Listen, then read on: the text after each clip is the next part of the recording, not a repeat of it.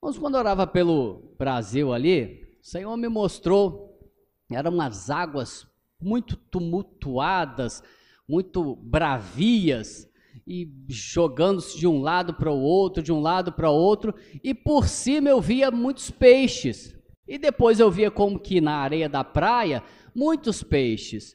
Eu entendi o seguinte, é o que Deus, confirmando o que o Senhor tem nos falado, não haverá melhora, haverá sim oportunidades através das lutas, das tribulações, para que almas sejam alcançadas pelo Senhor. Então o mar se balançando e os peixes como que subindo, eu via como que peixes, como que perto da água, dava para ver os peixes, e depois vi peixes na praia. Eu entendi isso, Deus movendo as circunstâncias através de tribulações, para que oportunidades apareçam.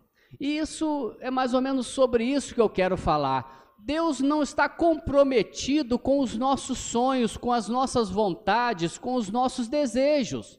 Embora Ele seja poderoso e muitas vezes queira até cumprir, até fazer algumas coisas que nós desejamos, mas Ele não tem um compromisso específico com o que eu penso, com o que eu acho, com o que eu quero. Se o que eu quero, o que eu acho, o que eu desejo for do agrado de Deus, eu creio que Ele vai ter o maior prazer em me conceder aquilo, em executar aquilo. Se o que você pensa está de acordo com a vontade de Deus, Deus é misericórdia, Deus é amor. Eu é que sei que pensamentos tenho a vosso respeito, pensamentos de paz e não de mal, para vos dar o fim que desejais. Então Deus deseja abençoar todos os seus servos. Então se você tem algo no coração que é de Deus, Deus provavelmente vai cumprir. Mas o problema é que na maioria das vezes o que há dentro de nós não é a vontade de Deus. Os nossos caminhos não são os caminhos de Deus. E muitas vezes Deus não vai fazer aquilo que achamos que Ele fará. Muitos estão também em Petrópolis profetizando bênçãos e amarrando demônios e declarando libertação sobre o Brasil, e o que o Senhor tem revelado é totalmente diferente. Nós temos orado às quintas-feiras, o Senhor tem mostrado sombras subindo no mapa do Brasil, rio de sangue com artérias de outros pequenos rios também com sangue. As revelações como aqui são as mesmas, sofrimento, dor, e através do sofrimento e da tribulação que Deus vai fazer muitas coisas. Então acho que a gente tem que tomar cuidado com os nossos sonhos, né? Com os nossos desejos, com os nossos pensamentos, e nos curvarmos diante da soberania de Deus, diante da glória de Deus. Eu tenho pedido pouco a Deus, procurado me consagrar a Deus, me entregar a Deus, para que a vontade de Deus seja feita na minha vida, para que o querer dele se estabeleça em mim. E muitas vezes o que eu quero não acontece, o que eu planejo ou penso, que não é proibido pensar, planejar, o proibido, segundo Isaías 30, é executar sem uma direção de Deus, até porque nós somos seres humanos, nós devemos programar nossa vida, mas muitas vezes Deus vai mudar isso, nós temos que estar abertos para que a vontade de Deus se estabeleça em nossa vida, para que o nosso eu não interfira naquilo que Deus quer fazer. Eu tive uma experiência gostosa domingo.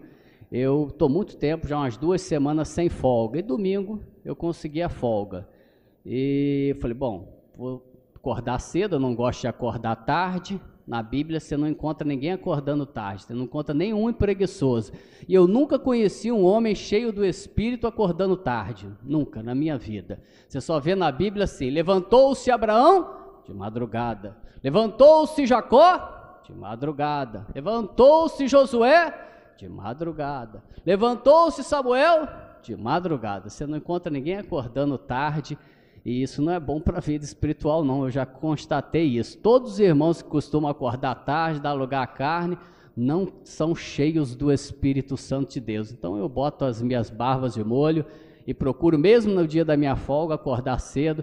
Mas fiz meus planos. Tem 3 meses que eu não lavo o carro. Falei, bom, vou acordar cedo, fazer oração, culto doméstico. Depois vou lavar o carro, dar uma geral, o carro está muito sujo. Depois vou descansar um pouco, estou muito cansado. E depois isso, aquilo e tal. Mas orei, entreguei nas mãos de Deus, dormi, acordei. Bom, vamos fazer o culto doméstico e tal, vou lavar o carro. Ó, a Nádia, não tem água não. Eu, que? Tem água não. E lá são 4 casas, da minha mãe, das minhas filhas, da Lucilene, que mora numa casa da minha mãe. Falei, que isso, rapaz?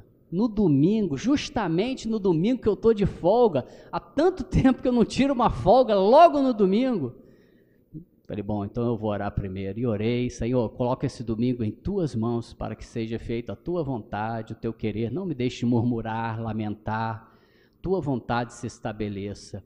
E não tinha o que fazer, liguei para um pastor amigo meu, pastor Jorge. Pastor Jorge, me desculpa te ligar essa hora já cedo, mas meu irmão, me socorre aqui mais uma vez. Estou sem água, todo mundo sem água, domingo e tal. E aí Deus já começou a operar. Ele virou para mim no telefone, eu já tentando me justificar o porquê de estar ligando tão cedo. Eu falei, meu irmão, não se preocupe, eu já não te falei que eu sou seu servo? Eu falei, nossa, ouvi isso de manhã, 6 e pouca da manhã, eu sou teu servo, meu irmão, estou indo aí. De um pastor, ele é pastor, tem igreja lá, mas na mesma hora eu falei, puxa, já estou ganhando o dia por causa de uma bomba queimada. Deus já está abençoando meu dia. Saí, fui ver a bomba, comecei a conversar com o Yuri, que casa no sábado, queria fazer a mudança no domingo, não conseguiu, deu problema na casa, e nós começamos a conversar das coisas de Deus, dos planos de Deus diferentes dos nossos, e ele foi consolado ali. Chegou o pastor Jorge, fomos ligar a bomba, queimou a fiação toda. Falei, meu irmão, então é para a gente ficar aqui. Ele também começou a rir, Deus nos quer juntos nessa manhã.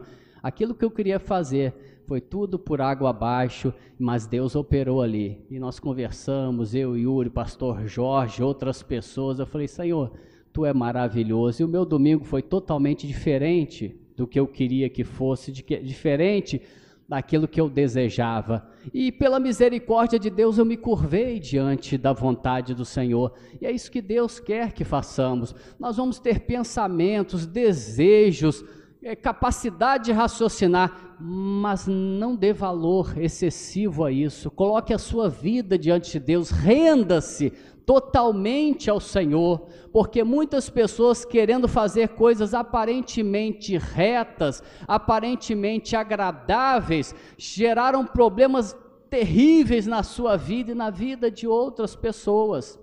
Então, às vezes, você pode não estar pensando em pecar, em cometer o pecado, mas você está pensando em viver a sua própria vida. Talvez aí esteja o maior pecado de todos, porque às vezes a pessoa não quer pecar, mas ela comete um pecado aqui, um ali, e ela se arrepende, ela volta para o Senhor e ela sente a dor do pecado. Mas alguém que quer viver a sua própria vida não consegue entender que isso é pecado, não consegue entender que isso é o maior pecado que existe, é a independência de Deus, é o pecado que foi gerado lá no Éden. Você viver a tua vida e da melhor maneira que você puder. Não, pastor, isso só está pegando pesado. Vou pegar um pouquinho mais pesado. Este é a raiz de todos os pecados. O mundo está como está, porque o mundo, os homens decidiram se afastar de Deus e com a sua inteligência, o seu entendimento, seguir o seu próprio caminho.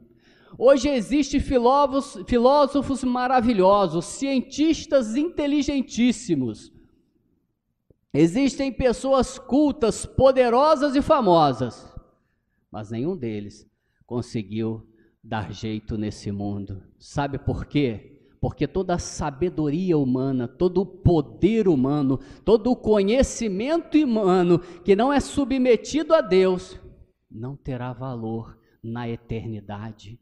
Tudo que é humano e não é rendido ao altar de Deus, rendido aos pés da cruz, vai perder o valor da eternidade. Nada humano, na minha concepção, entrará na eternidade. Na eternidade só entrará aquilo que foi feito por Deus, movido por Deus, entregue e consagrado a Deus. E eu creio que lá nós vamos ter muitas surpresas. Então o problema não é só o pecado. O pecado é um grande problema, mas o pecado começa quando na vaidade dos nossos corações nós queremos viver a nossa própria vida, seguir o nosso próprio caminho e apenas pedir uma ajuda a Deus. Não é assim que se vive a vida cristã. Ou você se rende ao Senhor totalmente, absolutamente, sem reservas, ou Ele não vai cuidar da sua vida. Tem pessoas que se convertem, mas o bolso não se converte. E tem muito cristão aqui. E nós criticamos a prostituta, nós criticamos o viciado, mas tem muito crente avarento que não se converteu, não converteu o seu bolso ao Senhor. Tem muitos crentes que não entregaram áreas da sua vida. Tem muitos crentes que estão na igreja, mas não entregaram a sua vida profissional a Deus. A sua vida profissional é um ídolo que ele mantém acima de tudo. Isso é a minha vida, é a minha profissão. Ele mantém aquilo como um ídolo. Não está adorando os santos da igreja católica, mas tem também os seus ídolos no seu coração. E o que Deus quer é que a gente retire todos os ídolos e tenha uma rendição total ao Senhor. Deus não quer que o homem dê a solução ao Brasil. Eu compartilho da mesma ideia do pastor Hélio. Respeito quem faz, não falo mal de atos proféticos, mas eu não participo de atos proféticos, de campanhas, de reuniões políticas, de ajuntamentos. Para mim o caminho não é esse. Para mim o caminho da igreja é se render ao Senhor, é orar a Deus, é se humilhar diante de Deus, para que Deus dos altos céus mova a sua mão e o seu nome seja glorificado. Se um ato profético desses dá certo, vão colocar o camarada lá num pedestal, ele vai ser beatificado. Pela primeira vez no meio evangélico vai haver beatificação, se o camarada desse consegue um ato profético, acontece algo no Brasil. Deus não quer que os homens deem jeito no Brasil. Deus quer que os homens se humilhem diante dele, para que ele resolva o problema do Brasil. Deus não quer que você dê jeito na sua vida, mas que você se humilhe diante dele, se esvazie diante dele e dependa totalmente dele. Que você declare: Senhor, eu dependo de ti para tudo, Senhor, eu não consigo viver, seu Senhor, eu dependo do Senhor. E Deus vai mover circunstâncias em nosso país, para que o povo de Deus aprenda a não andar mais pelos seus próprios pés, aprenda a não seguir os seus próprios desejos, os seus próprios caminhos, que aparentemente são bons, mas podem dar em caminhos muito tortuosos. Eu queria ler com os irmãos alguns versículos, algumas passagens. Vou começar lá em Gênesis, capítulo 34, verso 1. Gênesis, capítulo 34, verso 1.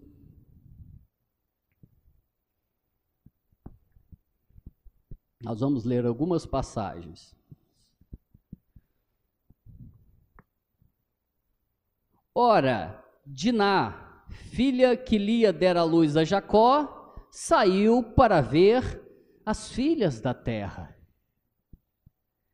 Qual é o problema aí? Qual é o problema de se dar um passeio, de se dar uma volta? Tem problema? Você está em casa, você tem o seu carro, você tem dinheiro, por que você não pode dar uma voltinha? Diná não fez nada de errado, aparentemente. Diná quis ver as filhas da terra, ela foi dar uma volta, ela estava em casa, à toa, de folga, eu vou dar uma volta. Eu vou ver o que está acontecendo por aí. Qual é o pecado disso? Onde está o pecado nesse ato de Diná? Aparentemente, nenhum. Vamos para 1 Samuel, um pouquinho à frente, no capítulo 4. 1 Samuel, capítulo 4, do verso 1. 1 Samuel, capítulo 4, verso 1. Veio a palavra de Samuel a todo Israel. Israel saiu a peleja contra os filisteus e se acampou junto a Ebenezer, e os filisteus se acamparam junto a Afeca. Dispuseram-se os filisteus em ordem de batalha para sair de encontro a Israel, e travada a peleja, Israel foi derrotado pelos filisteus, e estes mataram em campo aberto cerca de 4.000 homens. Voltando o povo do arraial, disseram aos anciãos de Israel: por que nos feriu o Senhor hoje diante dos filisteus? Tragamos de Siló a arca da aliança do Senhor, para que venha no meio de nós e nos livre das mãos dos nossos inimigos. Outra coisa aparentemente agradável aos olhos humanos, agradável aos olhos religiosos. Bom, nós estamos numa guerra, os inimigos estão vencendo. Em vez de nós nos consertarmos, em vez de nós nos humilharmos, vamos trazer uma arca, vamos fazer uma campanha, vamos fazer um ato profético, vamos pedir uma oração maravilhosa e poderosa. Aparentemente, coisas que são normais aos nossos olhos, mas que não são do agrado de Deus. Qual é o problema de se trazer a arca? A arca simbolizava a presença de Deus, e o povo queria trazer a arca que simbolizava a presença de Deus. Hoje não é diferente. Tem muitas pessoas que acham que a presença de Deus está nos templos. Então o que elas fazem? Elas vão para os templos, e a maioria das pessoas vai falar a mesma coisa. Tá certo, tem que buscar a Deus nos templos, porque a presença de Deus está nos templos. O que há de errado nisso? Aparentemente, irmãos, nada há de mal nisso. Leia comigo um pouquinho à frente, capítulo 13, desse mesmo livro, verso 8.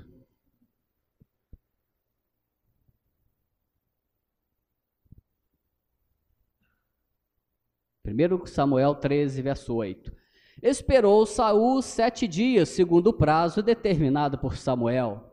Não vindo, porém, Samuel a Gilgal, o povo se foi espalhando dali. Então disse Saul: trazei-me aqui o holocausto e ofertas pacíficas. E ofereceu o holocausto.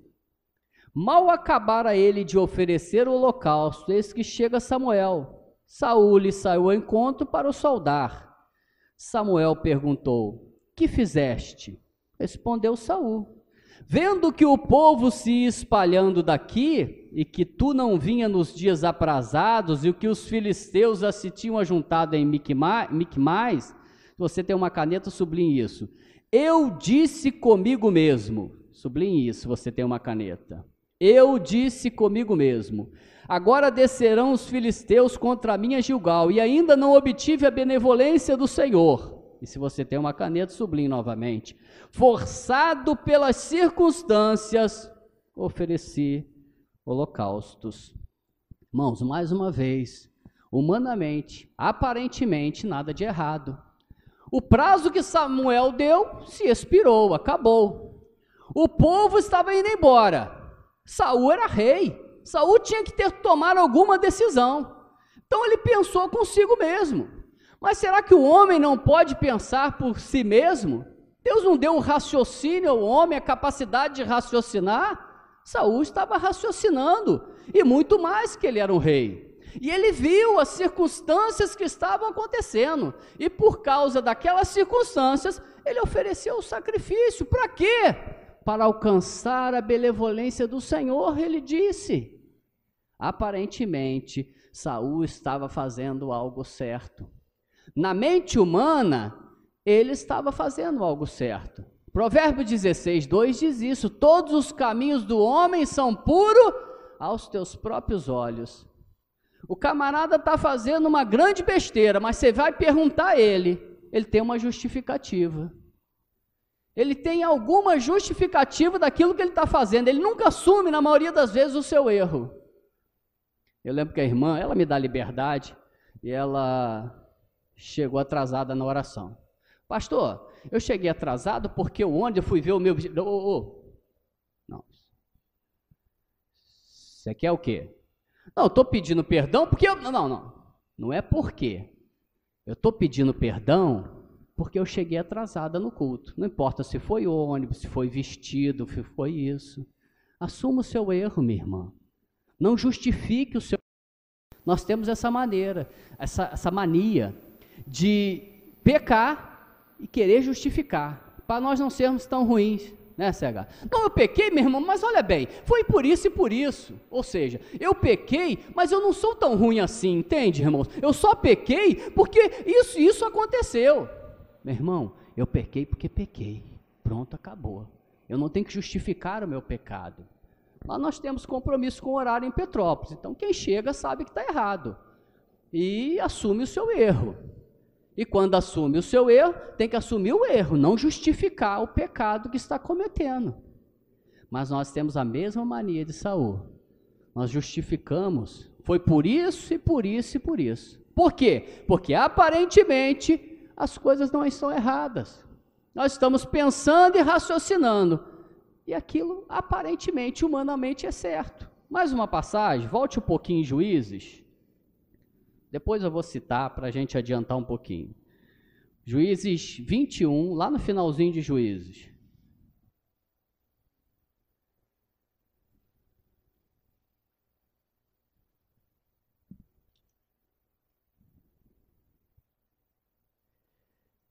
Juízes 21, 25. Naqueles dias não havia rei em Israel. Cada um fazia o que achava mais reto. Eles não faziam o que achavam errado. Eles estavam fazendo o que achavam mais reto. Qual é o problema disso? Não havia rei, não havia líder, então cada um fazia o que achava mais reto. O que há de errado nisso? Aparentemente, nada. Mas você vai me chamar de fanático. Mas eu vou te falar que estava tudo errado. Tem um pastor aqui, o pastor Montezano, que ele fala que está tudo errado, acho que é, né? Está tudo errado, de vez em quando ele está no debate. Hoje eu vou usar a expressão que ele usa. Está tudo errado nessas passagens que parecem aparentemente boas. Através de coisas normais, coisas terríveis podem acontecer. A igreja está vivendo um momento muito ruim diante de Deus. Tem milhares de pessoas nos templos, mas diante de Deus, a igreja está muito mal, ao meu ver. E por quê? Não é por tanto pecado, porque tem muito crente para tudo quanto é lado. Só que tem muito crente fazendo o que aparentemente é bom. O cara faz um show e é aparentemente bom. Ele paga 100 mil para o cantor, mas dizem lá que 200 almas se converteu. Então vale a pena pagar 100 mil para o cantor, porque se uma vida vale mais que o mundo, 200 pessoas vale muito mais do que isso. Então nós vamos justificando as nossas atitudes dentro da igreja e vamos desagradando a Deus. Há caminhos que ao homem parece direito, mas afinal são caminhos de morte. Irmãos, quando alguém se converte, e conversão vem da palavra metanoia, significa arrependimento, mudança de pensamento e de caráter. Talvez aí esteja o grande problema nosso, da igreja, porque nós nos convertemos e continuamos vivendo a nossa própria vida, indo à igreja, fazendo atos religiosos, mas vivendo a própria vida. A conversão é uma mudança de pensamento, é uma mudança de direção. Você não pensa mais como pensava, é uma mudança de mente.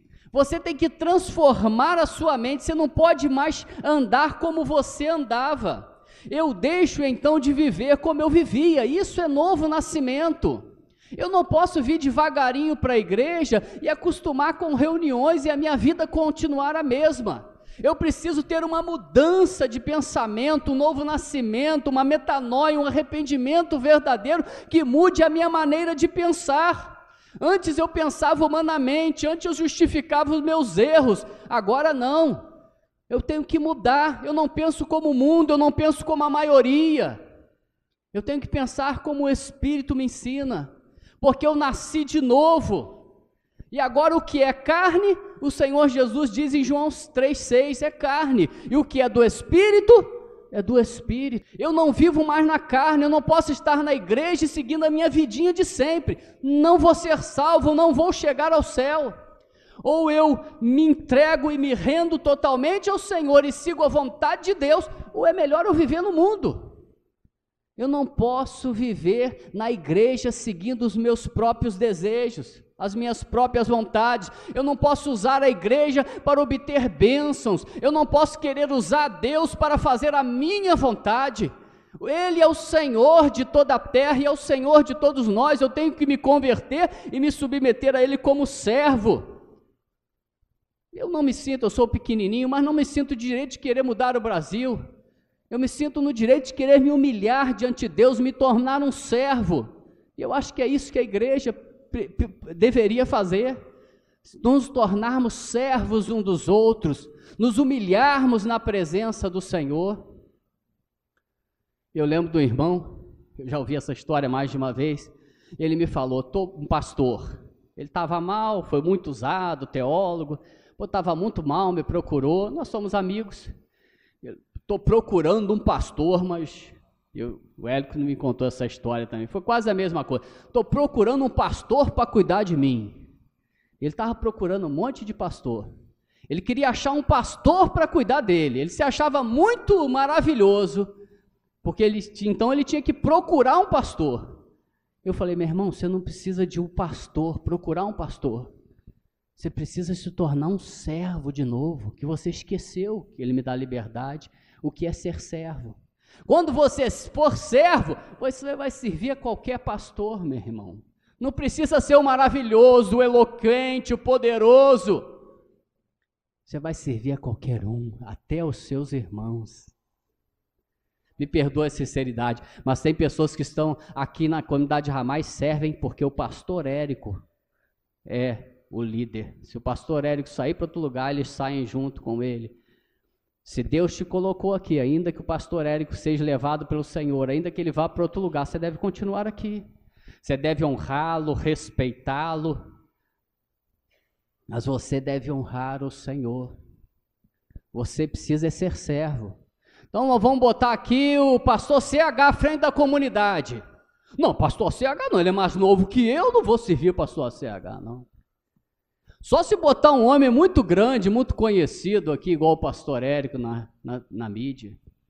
Nós não precisamos de pastores, esse pastor não precisava de um pastor, ele precisava apenas ser servo, se submeter, se render à vontade do Senhor, porque os caminhos do Senhor, irmãos, são mais altos que os nossos, amém? Isaías 55:8, porque os meus caminhos são mais altos que os vossos caminhos, e os meus pensamentos mais altos que os vossos pensamentos. Porque como a chuva e a neve caem do céu e para lá não tornam, sem que primeiro reguem a terra e a façam brotar, assim será a palavra que sai da minha boca.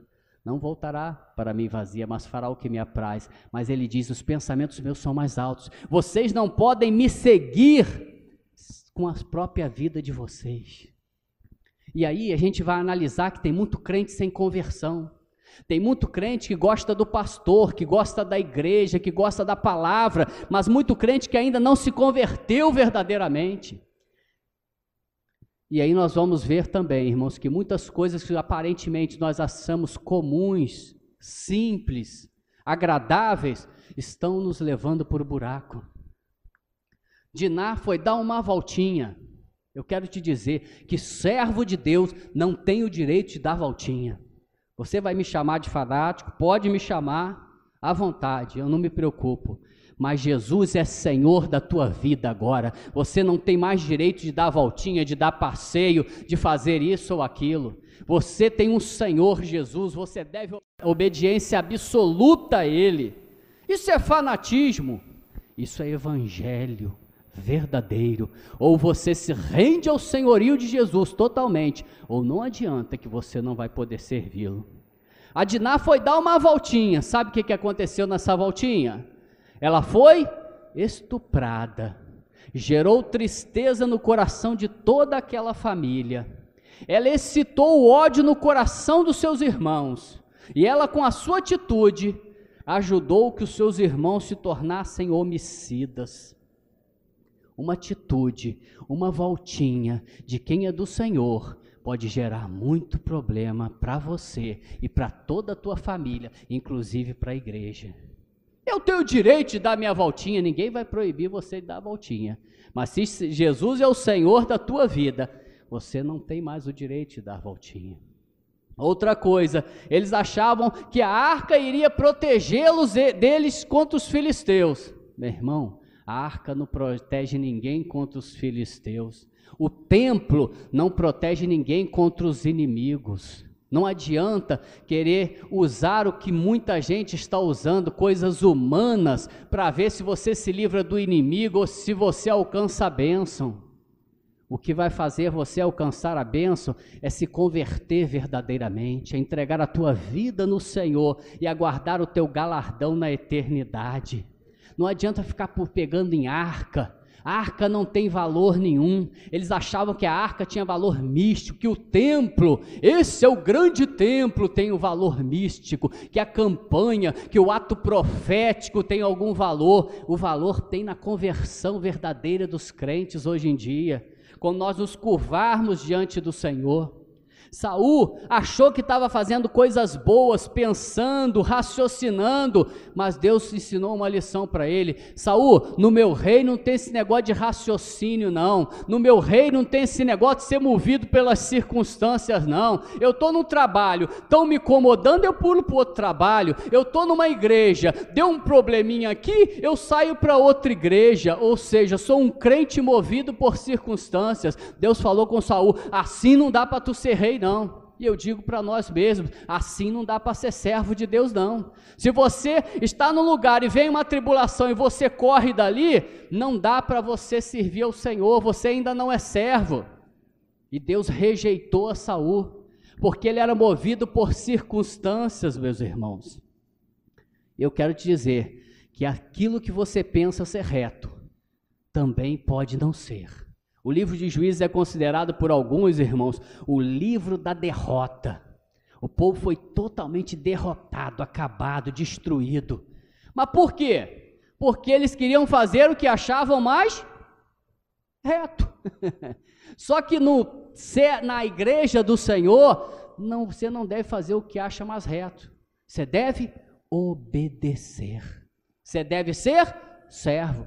Você pode ter os seus pensamentos, seus desejos, seu raciocínio, porque quem está de fora acha que resolve tudo. Pô, se eu fosse o pastor, rapaz, eu ia fazer isso e isso. Não, o pastor ele não faz isso. Quando você estiver aqui, no lugar do pastor Érico, aí você pode até fazer alguma coisa. Mas enquanto eu estou aí também com os irmãos aí, nós temos que obedecer. Nós temos que nos tornar servos, não é fazer o que achamos mais reto, não. É nos tornarmos mais servos. Por isso, irmãos, não há unidade na igreja, porque cada um quer fazer o que acha mais reto. Eu não quero pecado, eu quero fazer o que eu acho mais reto. Não é assim não. É o Senhor que determina o que é reto, amém? E nós somos servos para obedecer. Efésios 4,17 diz assim: isto portanto vos digo, e no Senhor testifico, que não mais andeis como andam os gentios, na vaidade dos seus próprios pensamentos. Se você quiser viver a tua vida, você não poderá servir a Deus, você vai ser enganado pelo próprio coração, e não vai alcançar a salvação eterna. Números 15:39, não seguireis os desejos dos vossos corações, nem dos vossos olhos, após os quais andais adulterando. Aqui a Bíblia não diz que eles estão pecando, estão só seguindo o desejo do coração. Quando você segue o desejo do teu coração, você está pecando contra Deus.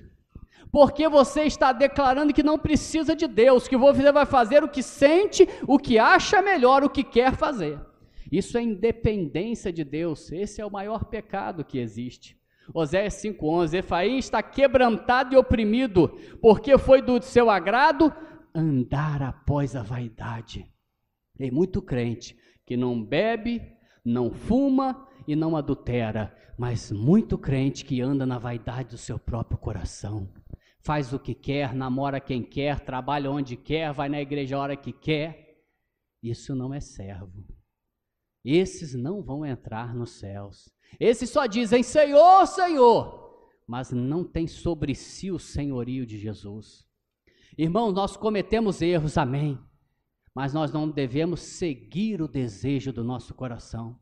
Nós podemos até cometer um pecado, um erro, mas seguir o coração, não. Nós podemos até fazer algo ruim, mas andar de acordo com aquilo, não. Nós não podemos andar deste maneira. Nós cometemos erros, mas não podemos andar segundo a vaidade do nosso coração. Ou nós nos rendemos totalmente ao Senhor, ou não há salvação para nós. Ou nós entregamos essa vida ao Senhor, ou nós vivemos essa vida. Não existe meio termo. Leia comigo Lucas 9, 24. Eu já estou terminando. Lucas, capítulo 9, verso 24.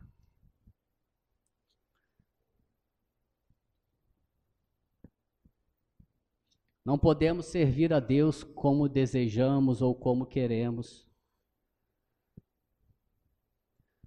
Pois quem quiser salvar a sua vida, perdê-la-á.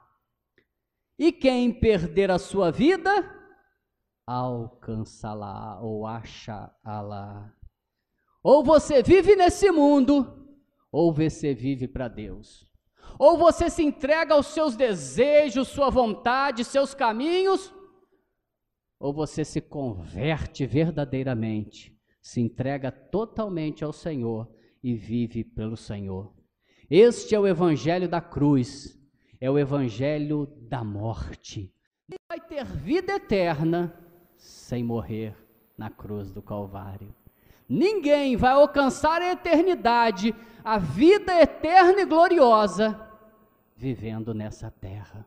Eu estou te alertando e o alerta é para mim também.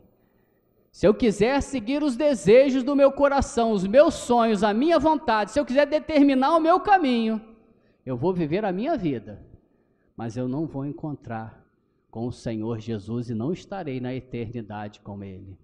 É morte. Por isso que a maioria dos crentes não dá fruto. Sabe por quê? Porque não morreram. Irmão, está 1 ano, 2, 5, 10 na igreja. Meu irmão, quem se converteu através de você?